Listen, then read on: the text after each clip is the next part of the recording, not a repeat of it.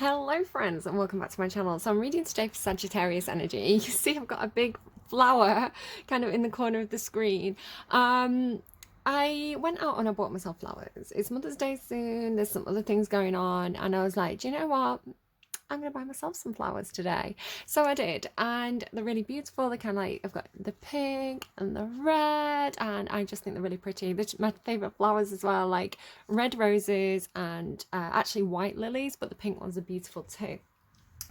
Now, what's really strange is I also got the song Flowers by Tayla Parx. So I do feel like this urge to buy flowers is something to do with your energy. So I don't know. Some of you could be painting flowers. I kind of asked for a sign of like what to talk about in your reading today, and I saw this, I kind of put Netflix on, and the first thing that came up was Bob Ross, Happy Accidents, Betrayal and Greed. So it's this documentary about Bob Ross, and I'm not saying there's anything kind of shady going on in your life. I think it's more just to do with like something to do with flowers and something to do with painting.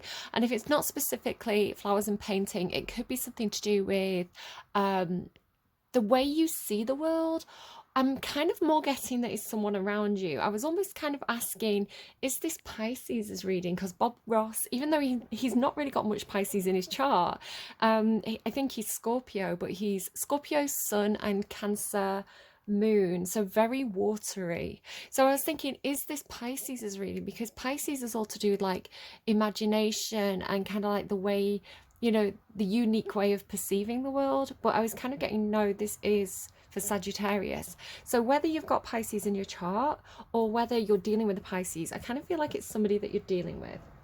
And it doesn't have to be a Pisces, but I feel like there could be someone around you who's kind of very, very watery, like maybe very charming, very sociable, very good with people. It's like the sort of person that people just like them. And they're showing me like bees to honey. Like people may buzz around this person like bees to honey. Like it's kind of the sort of person who they wear the heart on the sleeve, right? They're very emotional. They wear the heart on the sleeve.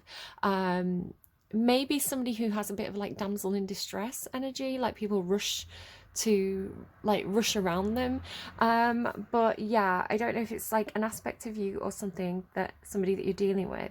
But it's kind of getting like this very unique way of seeing the world, like having some kind of perception in your head, right? Some kind of, it's almost like the way you see the world, like wanting to get that out on paper or onto a canvas. It's like wanting other people to see the world the way you see it is something that's coming through. Now, I was also getting something about lilies, because lilies can be, some people don't like lilies because they are associated with kind of death.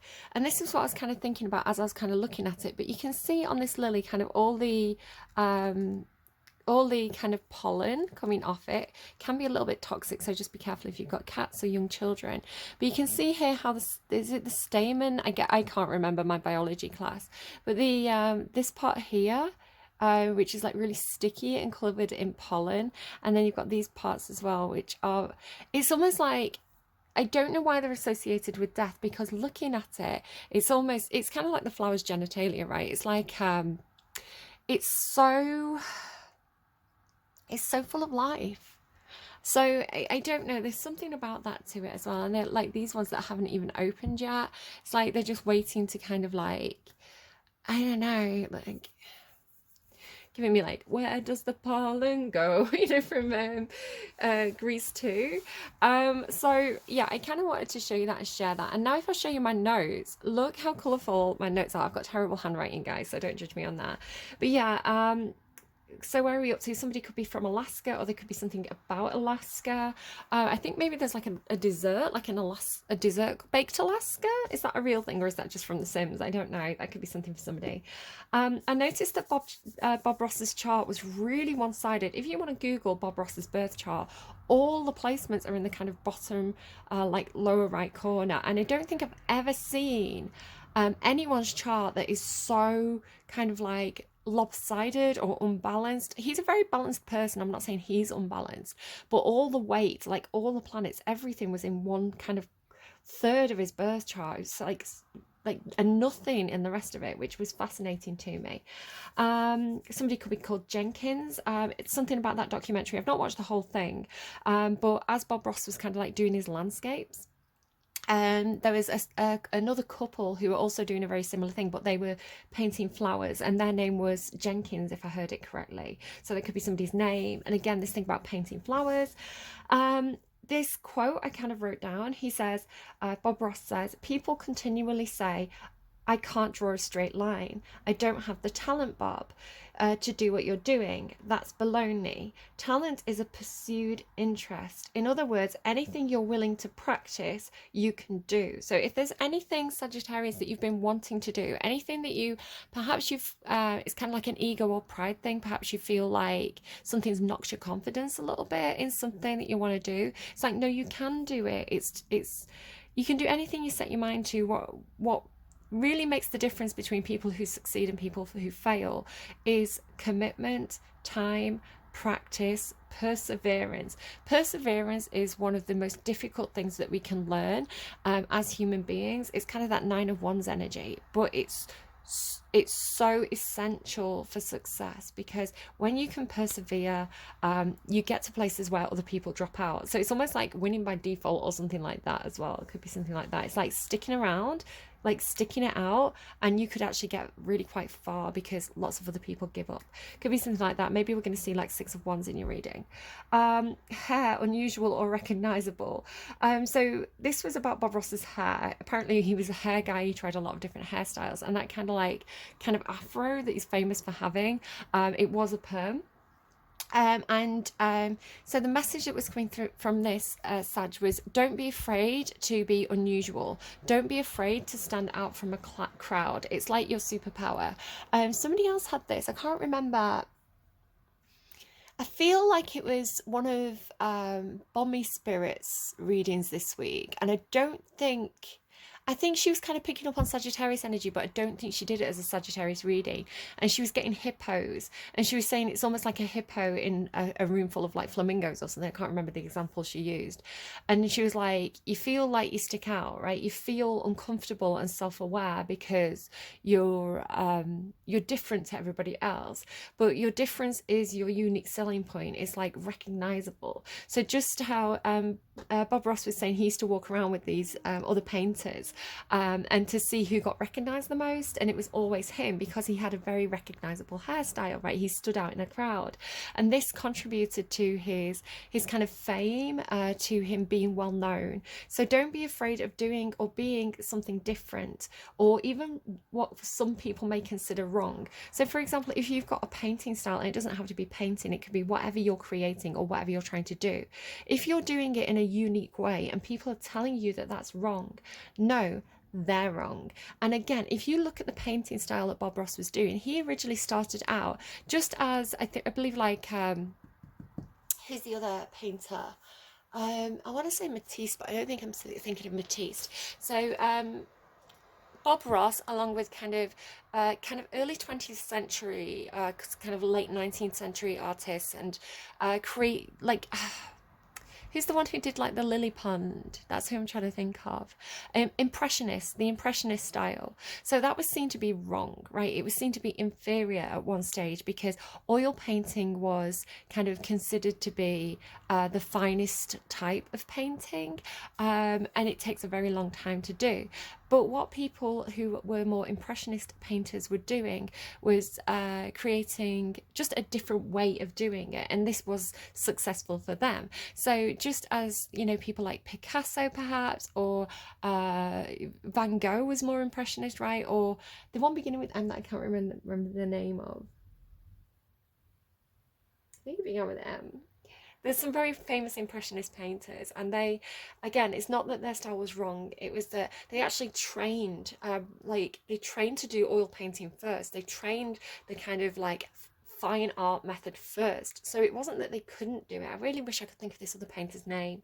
It's that they rejected it because they wanted to do something that was uniquely them, and this was what brought them success. Bob Ross could have painted oil paintings for the rest of his life and nobody knew who he was, right? So yeah, don't be afraid to do something different or something that is considered wrong or even against the grain. If we're talking about painting, like against the grain, it's your USP, right? It's what makes you unique. It's your sellable point.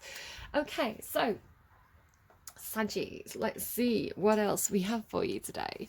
Let me get rid of this There we go. It's just my focus. I'm just tuning into your energy. Hold on before I pull cards. I just heard like a proper like foghorn. I wouldn't normally hear that. I don't know if it was like a train or but it was in the distance. It was like a proper doo doo. Oh, I think it just went again. Did you hear it? That is an unusual noise for me to hear. I don't know if it's like a lorry or a train in the distance or what it was, but it makes me think of like boats. It's funny because the lighthouse was out. Lighthouses and boats could be something significant for you. Just a second. I do need to just pause and kind of like tune into the energy properly. I'll be back with you in a sec. Okay, I know what it was. I haven't got you a song yet. I haven't got you any cards and I haven't got you a song. It's actually the second time I've done your reading, and I'm sorry, Sagittarius, that you've had to wait. So I'm reading for Sagittarius Sun, but also Sagittarius Moon and Sagittarius Lilith. We're kind of doing kind of darker aspects. And you are feeling particularly dark at the moment, along with like Scorpio felt very, very dark. So it could be that your shadow is particularly challenging you at this time. So I don't really know what we're going to get, but like I say, it's the second time I've done your reading. Oh my goodness, Lotus flower. That is mental. So you can see I was listening to Spotify this morning and I must have got an advert and got fed up and turned it off without seeing what the next song was. That's crazy. So the next song, if you can see here, was actually Lotus Flower by Radiohead, and you can see like it hadn't started playing because yeah, that's strange. Okay, I'm gonna get you, I kind of want to listen to that. I like that song. It's weird, right? It's weird, but that's again like your unique selling, but you can see my curtains. Song for Sagittarius. Imitation of life. Yeah, like a painting, right? A painting would be an imitation of life. Maybe you are doing landscapes. God, it's mad that it's another flower song that you had. Oh my god, the flowers, guys. Okay, so you had Flowers by Tayla Parx, Lotus Flower by Radiohead, and then the first lines, it's like the second line of Imitation of Life by REM says Sinead, maybe somebody's called Sinead, charades, pop skill, water hyacinth. Named by a poet, Imitation of Life, like a koi in a frozen pond, like a goldfish in a bowl. I don't want to hear you cry. That sugar cane that tasted, my goodness, that sugar cane that tasted good, that cinnamon, that's Hollywood. Come on, no one can see you try. So again, if there's something you want to try to do, if there's something that you feel is your true calling, if there's something that you want to do but you don't feel like you're good enough to do it, practice makes perfect. You want the greatest thing since bread came sliced. You've got it all, you've got it sized. Like a Friday fashion show teenagers freezing in the corner, trying to look like you don't try. I don't know. This lightning storm, this tidal wave, this avalanche, I'm not afraid. Come on. No one can see you cry. Okay, really interesting, especially Lotus Flower. So let me just make a note of those songs. Yeah, look at how the rainbow colours that I've used as well. Like definitely something about colour or art or vision. So Lotus Flower, that's mad. I can't get over it. Like Lotus Flower, I'm showing you flowers. I bought flowers. So the order of events, I bought flowers, got Flowers by Tayla Parx, Lotus Flower by Radiohead, and then like Hyacinth, right? I was writing Imagination of Life, Imitation of Life. I can't write suddenly. I don't know what that's about. It might just because I'm channeling. Sometimes things are different. Like I've been literally left-handed in readings before. I'm normally right-handed, and it's like I couldn't write with my right hand. I had to write with my left hand. So strange things happen in readings. Okay, strange things happen in readings. Why does that feel relevant? Something strange about your energy this week, Sag. Like I say, I was having some trouble doing your readings.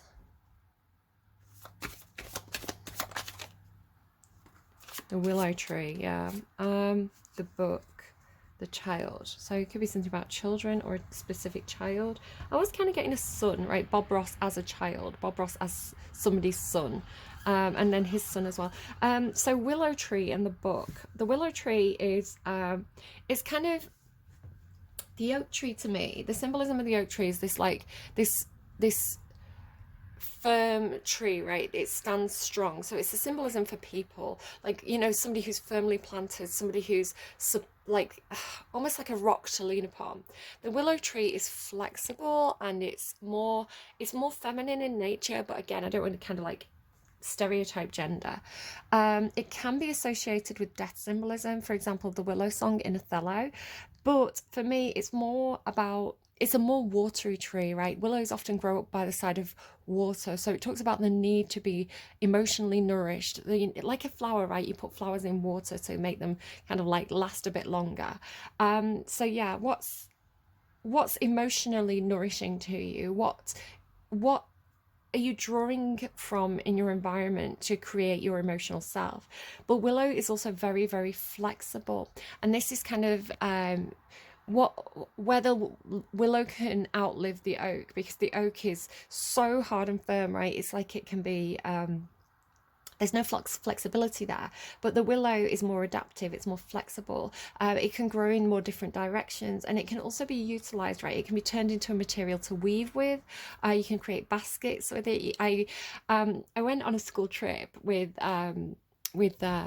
I think it was my son's class. Was it my son or my daughter? I went on that many school trips, and they were learning about kind of like cavemen, and kind of when humans started to use tools, and they started to, rather than traveling around, they started to, you know, farm and stay in one spot.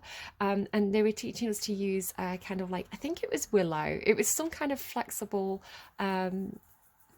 reed or something, and we were actually weaving to create walls, you know, which, you know, we'd then use wattle and daub to kind of like put on that. So yeah, willow as something flexible and useful and emotional, like the emotional flexibility. And then the book is almost like the rules, right? It's the book can talk about procedure, rules, what is written down. It also talks about creating a narrative, creating a story, creating a truth. And again, perhaps you are considering writing a book. Perhaps there is something about the way, you know, you have perceived the world. Perhaps, you know, you have emotions about your past, and you want to get this written down. And it could even just be a cathartic tool. Like, maybe this isn't something that you're ever going to publish. Maybe you do. Maybe you want to be a writer and you're like, I'm not good enough. How do you know if you don't try, and how do you know if you don't persevere? Take writing classes. Not every writing class is going to work for you. I've done a few different kind of things, like as part of my degree, and then I've actually been to writing classes, and it didn't really suit me. I didn't click with the class. You know, everybody had like very different writing perspectives, and it was I don't know, it just didn't really click, and it kind of did knock my confidence. But I want to say it wasn't anything to do with me or my writing style. It's that the class didn't suit me, and therefore I didn't suit the class. Where if I took a different class, it may suit me better.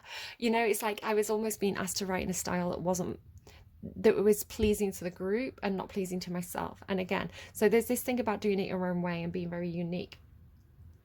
Yeah, some of you, though, it could just be talking about writing your story down, right? Getting something out of you and down onto paper, maybe for posterity, maybe to hand down to your children. So, you know, your children can know who you are and know what you thought, and get to see, you know, that inner you. It could be a diary, you know, how meaningful it might be to have a diary of your parents' thoughts, kind of thing. So there's quite a lot of stuff there. When the book comes out, I'm always kind of tempted to kind of like grab a book. I was getting a lot of King Lear for you as well. Let's go. I'm just looking at what books I've got handy next to me. I've got the Iliad. It's a bit dusty. I'm just going to kind of dust it off, guys. I just have piles of books everywhere. It's like a dusty old library in my house. So Homer's the Iliad, right? It's got hair in it too, gross. So I'm going to close my eyes and I'm going to... so dusty. I'm going to close my eyes and we're going to see what we get. So this is something that you can do as well with your own books. Maybe like close your eyes, go to your bookshelf, close your eyes, pick a book, see what book it is. You know, is there anything you can draw from that? And then kind of like pick a page.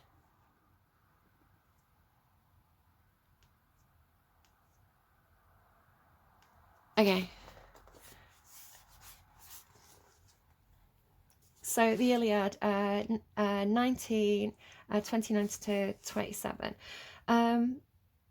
Not let your heart be concerned about this. I shall make sure to keep away from him the cruel swarms of flies that feed on the bodies of men killed in war. Even if he lies here for a full year's circle, his flesh will always remain as it is, or even firmer than now. So you call the Achaean fighting men to assembly, and declare the end of your anger against Agamemnon, shepherd of the people, then arm immediately for battle, and clothe yourself in your fighting power. So speaking, she put on a fearless strength of courage in him, and then she dripped ambrosia, it's very interesting, and red nectar into Patroclus through his nostrils to preserve his flesh as it was.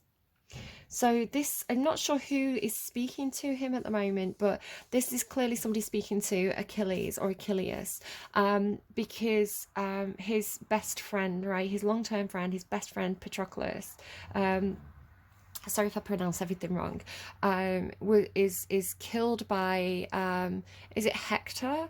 And Achilles, who was already so angry at, because his pride was hurt. Basically, Agamemnon is kind of like, he's the king of kings. He's kind of like, of all the Basilii, the Basiliuses, plurals, Agamemnon's kind of like the king in charge of all the other kings.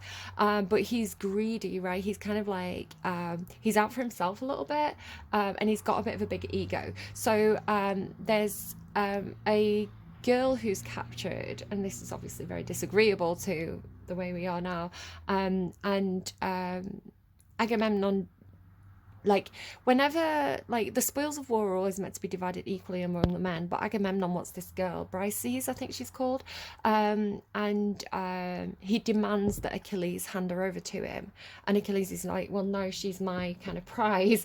Again, very disagreeable to modern culture, but this is the way the book's written.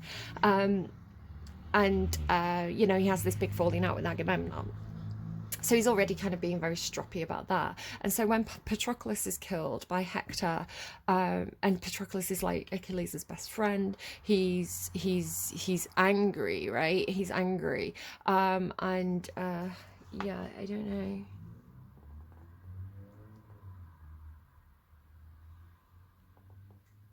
I'm going to read a bit more.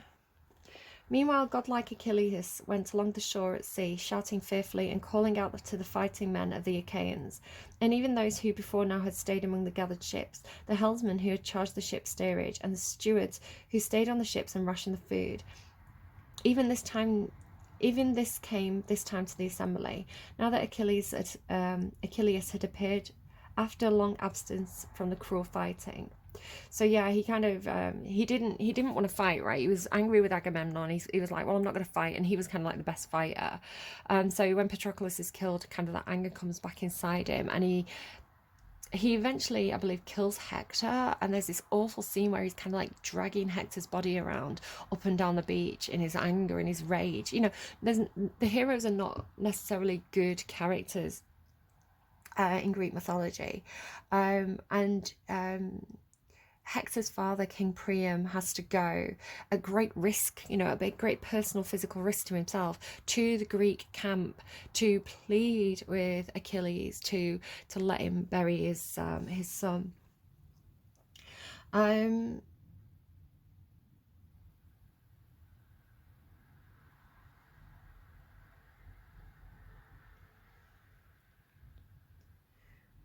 So he says, son of Atreus, could we possibly say that this has proved good for us both, for you and me, for the two of us in our passions quarrelled in the heat-consuming anger over a girl?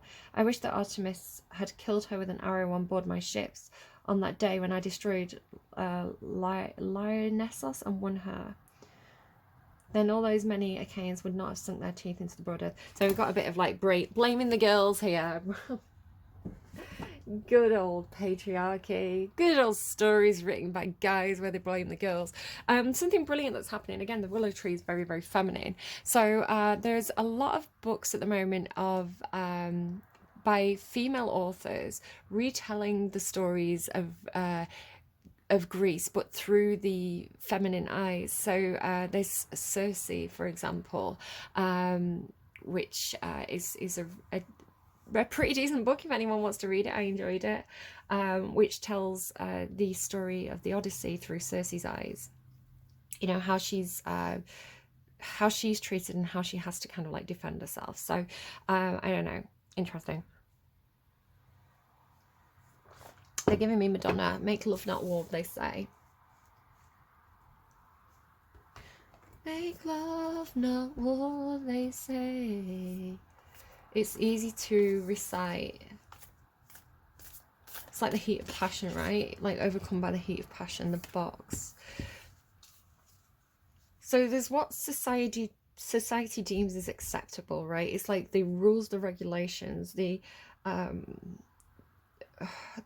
things that try and make us conform, but it can also be what we've been fed, right?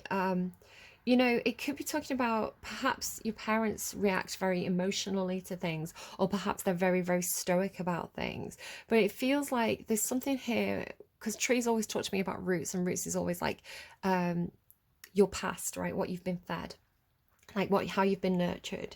So, and the box is like the confines. So it could be something about the right way and the wrong way to show emotion.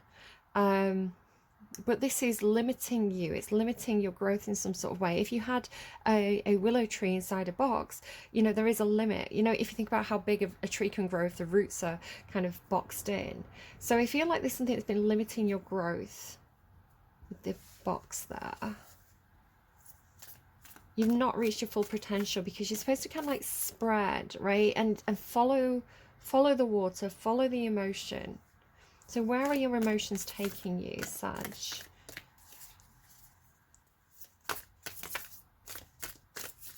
It's feeling like confines. The bridge. Now I'm getting bridge over troubled waters. Let me just make a note of these two songs. So I don't know what that is. Make love, not war. If you check the description box down below, I'll put all the songs into the description box. Make love, not war. Madonna. Could be something about somebody's mother. And then bridge over troubled waters. Bridge over troubled waters. I will lay me down. Okay, sorry, my handwriting is not usually quite so awful as it is when I'm doing tarot. Right, okay. I feel fussy. Oh, there could be something about headscarves as well. Both of your readings, as I was kind of preparing to do them, I got the urge to wrap my hair in a headscarf. The willow tree for Sagittarius. South. Adventure. South. Yeah, you need to explore, you need to expand. You're feeling limited. And I feel like it's almost like they're giving me, you can go your own way. I'm not going to get all these songs down because it pulls me out. When I have to stop and write it down, it pulls me out of the channeling. Sun and light. You need to go just like how a plant needs water to survive, right? Just how you need emotions or emotional support or to be able to feel things. You also need the sun, right? The sun directs your growth. If you think about how plants, you know, they turn their leaves to the sunlight and they reach up towards it. So whatever feels like the sunlight to you, whatever feels like it's warming you up, right? Whatever you feel like you need to reach towards, like, that's the way you're supposed to turn. I've got quite a lot here. I'm not going to save all these, but connection, the biomes could be like internet. Wildness, electricity definitely could be internet. Transformation and pressure. It's like diamonds form under pressure, right? The soul, passion. What are you passionate about? What speaks to your soul? What gives you life? What gives you breath? What gives you... Can you see how she's like pulling herself out of this cocoon, out of these restraints? It's like she's... It's like this liberation that comes with like... I don't know, it's like first breath. It's like, what is this? Then darkness and the unexpected. You keep getting this unexpected energy. it's like it's almost like, because the box is confining, right? Whatever the box is symbolizing for you, it's like, and it just feels like soul release, right? Like being able to get out of something confining and take a deep breath. So it could even be like an environment. So perhaps this is like a certain family home, right? And you always feel like you're under pressure there, but when you get out, it's like you can breathe again. You know, like when you step outside, you take this big breath of fresh air and you're like, thank goodness I'm out of that situation. It could be a workplace, it could be, I don't know, it could be a lot of different things. Anything else, please, for Sag? Adventure and South. Polar bear and dog. Pisces energy. Ancestors and companionship. Yeah, so the willow tree being, again, can be... Trees are always symbolic of, like, the family tree, right? Ancestry. Ancestry is, like, the roots, and then the branches are kind of like the future. So there's definitely something here. You could be like diving into your family tree, like researching your family tree, looking at your ancestral past, ancestors' companionship. So there could be somebody who is perhaps an older member of the family, like a previous generation, who's acting as a companion for you. Polar bear and dog, I really like this energy. Polar bear, to me, I used to talk about this a lot. You've got so much Pisces energy in your reading. It's so funny because, again, like Pisces is, if I was doing the readings in order, you would have been after Scorpio, but it's kind of like you almost got kind of like pulled back or pulled out. And then I would go Capricorn, Aquarius, which I've done, and then Pisces. So technically Pisces is next on my list, but I needed to, it felt like the time to do yours. So your other reading had this thing about divine timing, or things being done in the correct order, or, you know, delays are almost God's work, right? It's like sometimes things don't go according to plan, or things go in a different order, but it's kind of like better that way. So I feel like there's this reordering where you're being taken out of it's like you're being taken out of your position next to Scorpio and Capricorn, and you're actually going after Aquarius but before Pisces. So again, it could be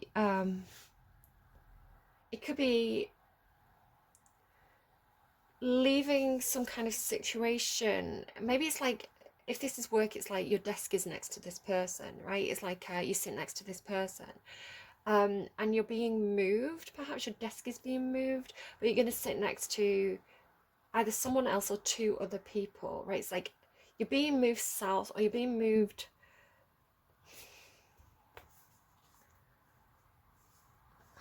I don't know, but it feels like this feels very good. This feels very, very positive. The polar bear, yeah, I used to talk about it in terms of Pisces, because my stepdad's Pisces.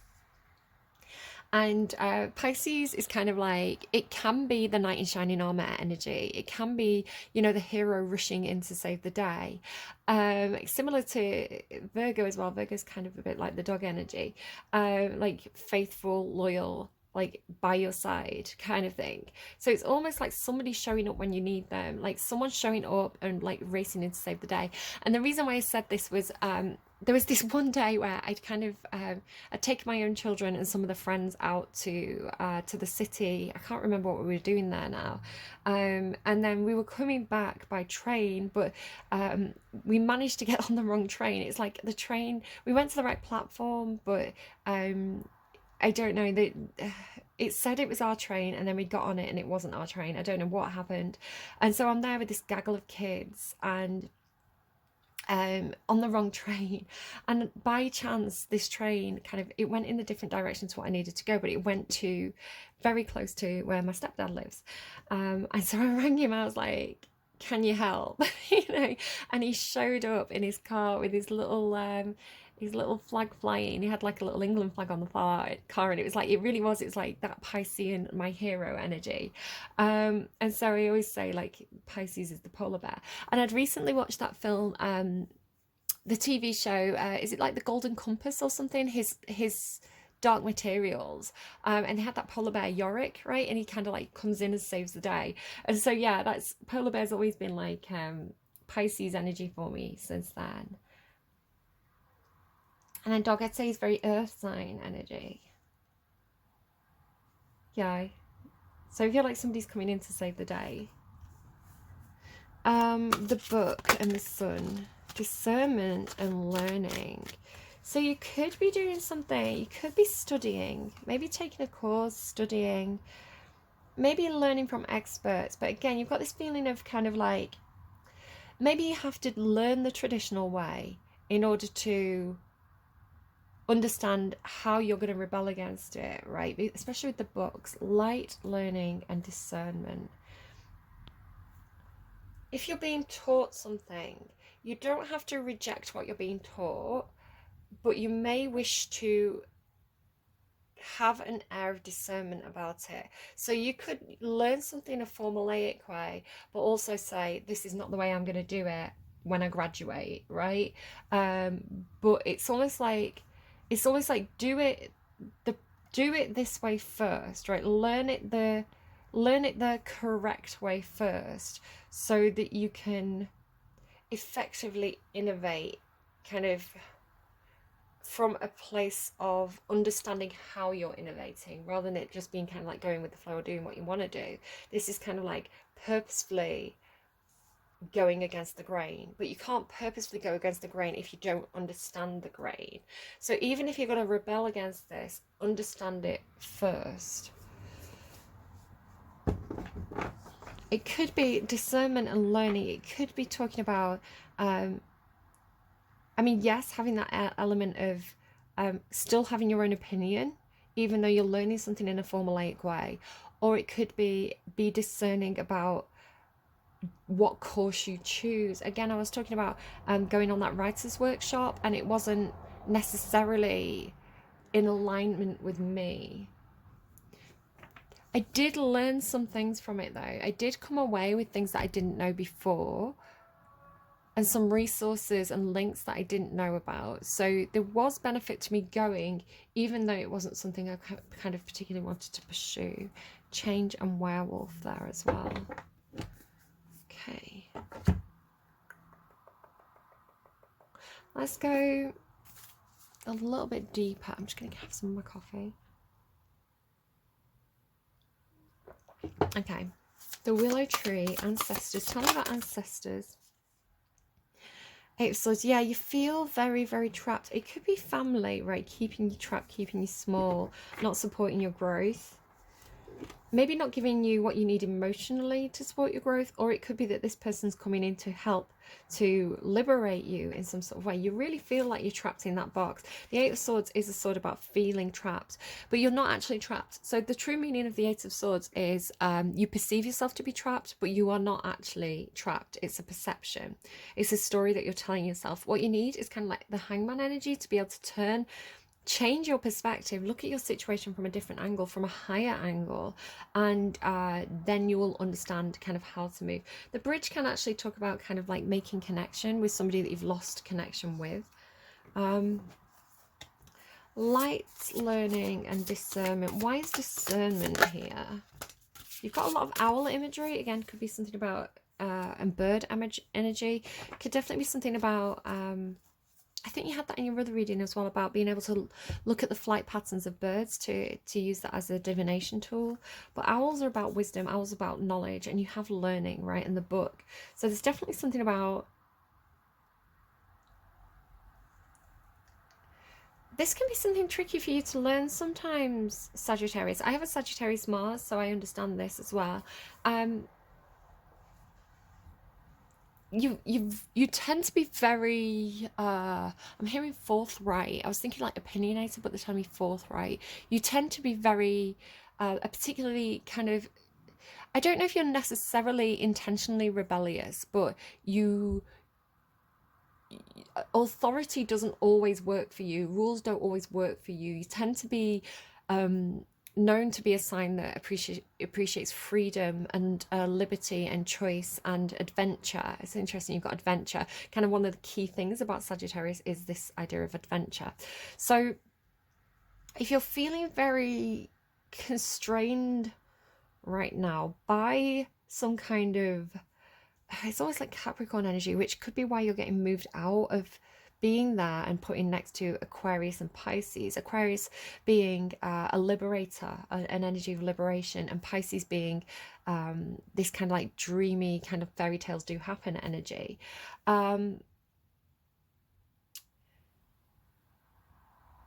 It could be better suited for you because Scorpio as well is again it's has an element of control, right? It's Mars and Pluto, it's this control energy, and then Capricorn is Saturn. So I do feel like you're kind of right, Ace of Pentacles, there is something on offer here. Again, it could be a contract, it could be money, it could be a new job offer, it could be some kind of investment you want to make, but you need wisdom, and wisdom comes from the people who understand the book, right? Understand the box. So while you may feel like you want to rebel against tradition or rules right now, learning from those people who understand the system, right? They understand the rules, they understand how things work, and listening to them and being open could benefit you at this time. It's almost like you need this knowledge. You need this knowledge from the book and the box, even though it's not in alignment with you. There's benefit to it, I want to say. Why do I feel like you're trying to push this away though? It's almost like whatever this bird imagery is, it's like you're trying to, it's almost like you're trying to hide from it. It's like it's trying to come in. So again, it's like an authority or something, right? It's like somebody in authority, someone kind of Hierophant Emperor energy, like, or like King of Pentacles. It's like someone who's trying to teach you. They're trying to teach you. They're trying to give you some knowledge, give you some information. But it's almost like you're kind of like, it's almost like you're going further into the box and pushing them away, which is strange. It doesn't feel... And I want to say this person's trying to help you. Again, it could be a parent or a grandparent. Like, they're trying to help you. They're coming in as companion energy. Tell me more about... Because I'm feeling this person, right? Again, I was feeling like a Pisces around you when I was talking about Bob Ross. Like, tell me about this person. Queen of Pentacles. So, again, could be Capricorn. I know I just said it's Pisces and now I'm saying Capricorn, but I was picking up on that kind of like Saturn energy. So the Queen of Pentacles feels like this person who, and we've got multiple placements as well. For example, I'm Libra Sun, Libra Rising, but I'm Gemini Moon, I'm Sagittarius Mars. So we've got all these different placements. I'm Capricorn South Node. So it could be that you also have Pisces and Capricorn placements, or these are people that you're dealing with, but... or water sign, general water sign, because it's kind of getting Scorpio as well. The Queen of Pentacles, it's like someone who has the key to the gate, right? This is like the jailer. This is like the person... It's like the person with the key to the box. So it's almost like follow the rules. Follow the rules if you want the money. Follow the rules if you want your freedom. Follow the rules if you want...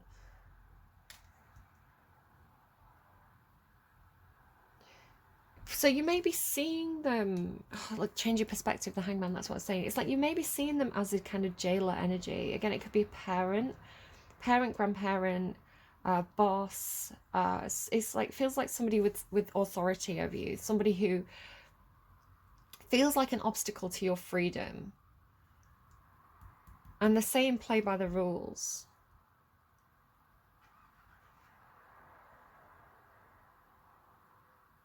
And I don't... You may be seeing them as a negative thing, but I don't think they're necessarily negative. I feel like they're more trying to... They're trying to nurture you, right? They're trying to teach you. They're trying to... not necessarily make them like them, but they're trying to impart some kind of knowledge or wisdom or information onto you that they know will benefit you. So it could be talking about what to do with money, right, with the Ace of Pentacles, or it could be like how to invest wisely. These kind of things are kind of the domain of the Queen and King of Pentacles, kind of anything to do with money or property or skills. So they could be telling you, do this specific course. Do this specific course because you're more likely to get a job if you choose this course. I want to say that they're not giving you bad advice. They're actually giving you good advice, but you feel resistant to it for some reason. They're coming through with good energy. And then the book and the learning. So what's the Ace of Pentacles? Oh, hello.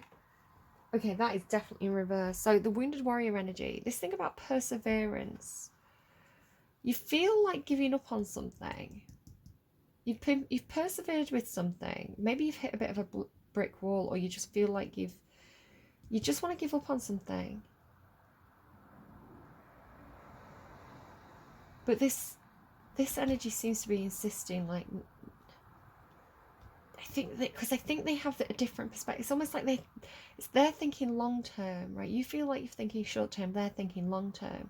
Again, it could be that thing about, if you persevere with this, you will have success where others don't, right? It's like the perseverance matters. Because now the box is almost looking to me like a series of walls or a series of obstacles, right? It's like most people are just going to give up. Like, if you're breaking through those barriers, like, most people are going to give up or run out of steam, you know, on the third or fourth attempt, where you seem to be like, the more barriers you can break through, you know, the more space you have, right? It's like there's more kind of square footage kind of at the outside the box, you know, at the edges of the box, than there is in the center of the box, where it feels more confined. So it's like you'll have more liberty, you'll have more freedom the more you kind of push through. So again, it could be talking about education levels, like you know, get your GCSEs, then get your A levels, and then get your degree, and then get your master's degree, and then get your, you know, it's like the higher attainment, the more personal freedom you'll have in the long run. But why do you feel like giving up? What's causing you? Okay, hang on, where are we here? How do I ask this? Go to the Muse Tarot.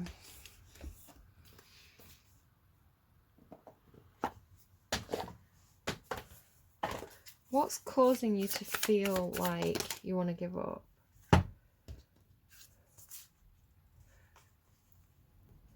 Because the Emperor is successful. I feel like you're comparing yourself to someone else. It's like, it's almost like you're in the early stages of something, right? It's like you're the apprentice, you're the novice, or maybe, you know, you have some skill. It's like you've got so far with something. And then I feel like you're looking at somebody else who's you know, they're older, they've been in this game longer, they've and this is somebody who has success. They have, you know, people cheering them on, they have fame, they have recognition. The spotlight's on them, right? But it's like they didn't just wake up one day as the successful emperor. They worked hard to get there, they persevered.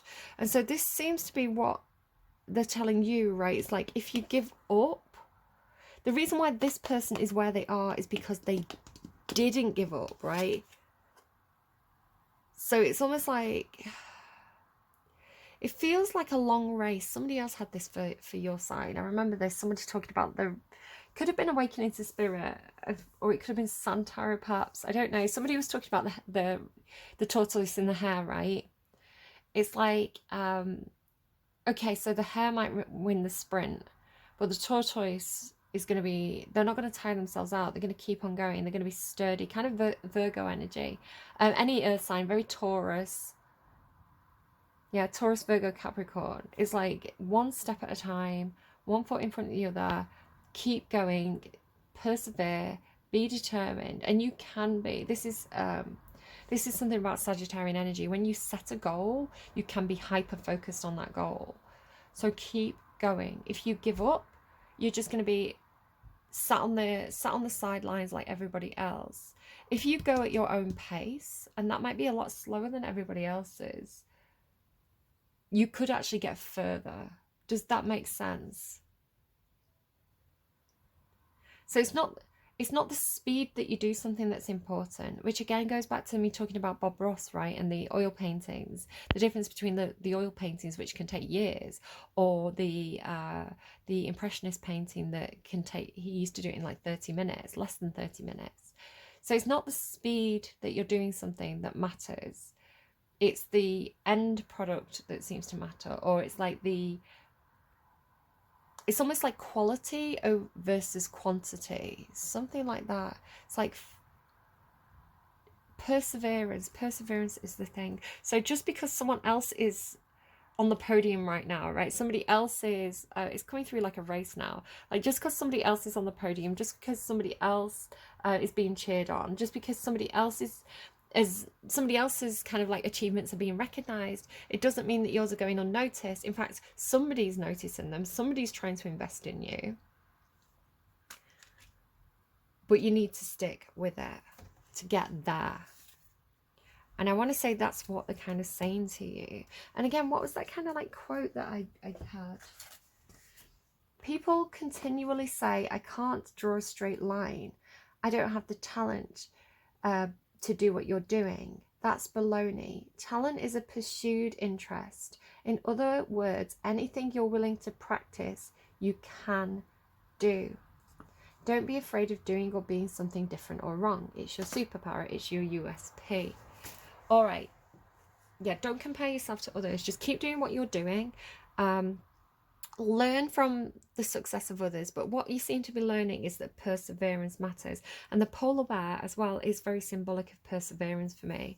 And again, the dog is like faithful companion. You've got this kind of like steady, constant, consistent energy, and it's like in the long run, that's going to be where the key to success. And this is the thing that the person's trying to teach you. But again, you feel like it's like locking you in, right? You feel like it's like it's restricting you. And it might restrict you in the short term, but in the long term, you're going to have more success and freedom. And it's like this person is seeing that, right? And it feels like it's worked for this person. This person knows the value in perseverance because it's worked for them. It's made them successful. Where because it hasn't worked for you yet, you're kind of like wanting instant results. Again, Sagittarius is an impatient energy, being a fire sign. Yeah. I'm hearing the proof is in the pudding. I was hearing instant results. It was making me think of like, you know, like Angel Delight, like instant desserts. But it's like the proof is in the pudding. It's funny, I was talking about like baked Alaska and stuff like that at one point. Isn't that one of the ones that's you have to do it? It's like is it like a blancmange, not a blancmange, or one of those ones that like if you take them out of the oven too early, they kind of go and deflate. It's like don't take it out too early.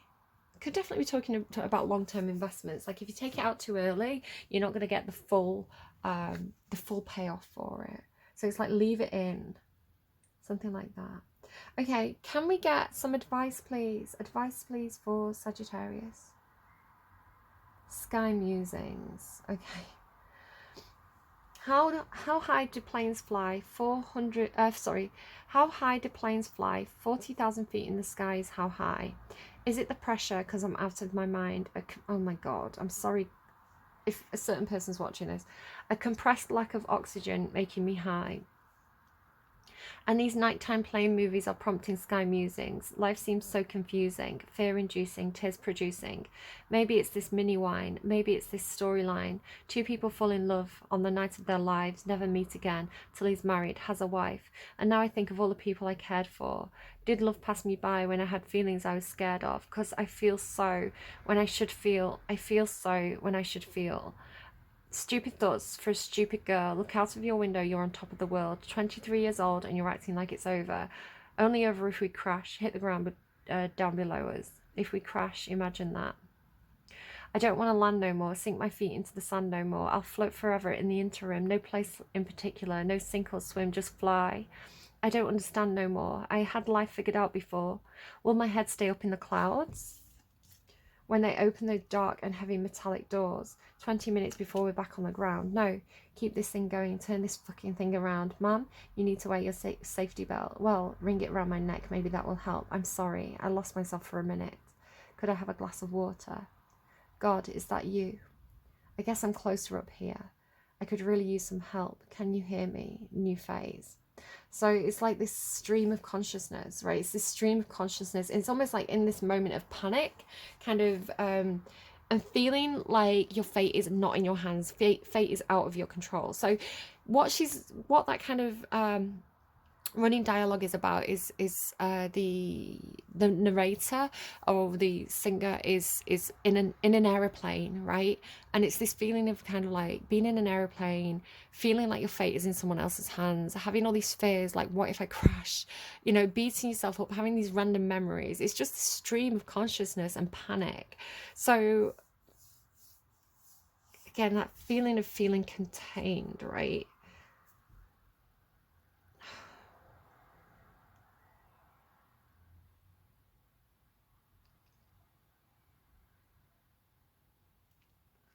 I don't know what to do with you. You just seem tumultuous.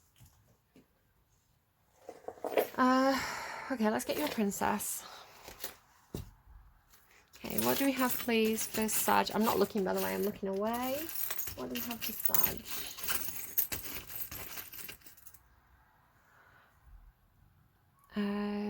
Jasmine. Looking lovely in red. So Jasmine from Aladdin.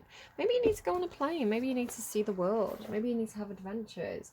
But maybe it's not the right time. Maybe you need to wait. Let's get you, you know, flowers, right? Let's go to the Rose Oracle and get you some advice, because I just feel like you need something more. Maybe you do. Maybe you just need something more. Maybe life's gone really mundane for you. It's like you need that adventure. Maybe you're going south. I don't know, like south of France.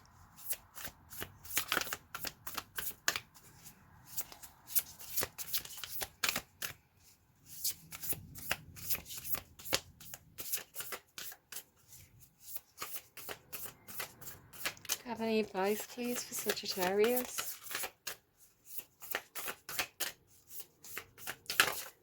Why? Why don't we have advice for Sagittarius? Are you not taking advice? You're not taking advice? Somebody's trying to give you advice, right? I've given you advice. Rapture, sensuality, love, devotion, romance, ecstasy, and pleasure. Yes, please. Flora. Another flower. Flora is the ancient Roman goddess of spring and flowers. In one myth, flowers, again, I'm not making this up. I know I'm using the rose deck, but they don't all immediately talk about flowers. Right? Yeah, I don't know if you can see this. I kind of want to show you. They don't all immediately just go instantly into flowers. Flowers is something for you. Flora is the ancient, maybe you're just using Flora butter, I don't know. Flora is the ancient Roman goddess of spring and flowers. In one myth, she was struck by Cupid's arrow and overwhelmed by love and completely breathless in a moment of rapture. She calls for Eros. However, the sound Ross came out of her mouth instead, so rose became another word for Eros. And it also became the symbol. It's so funny that I've got literal roses here, right? Like, again, just kind of show you. Like the roses, I've got pink and red.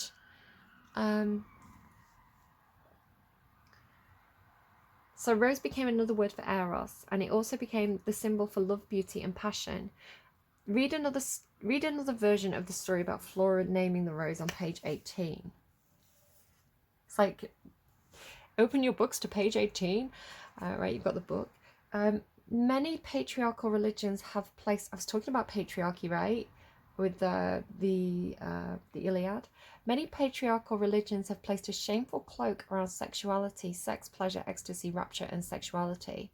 One of the most natural, pleasurable parts of life has become conditional and judged.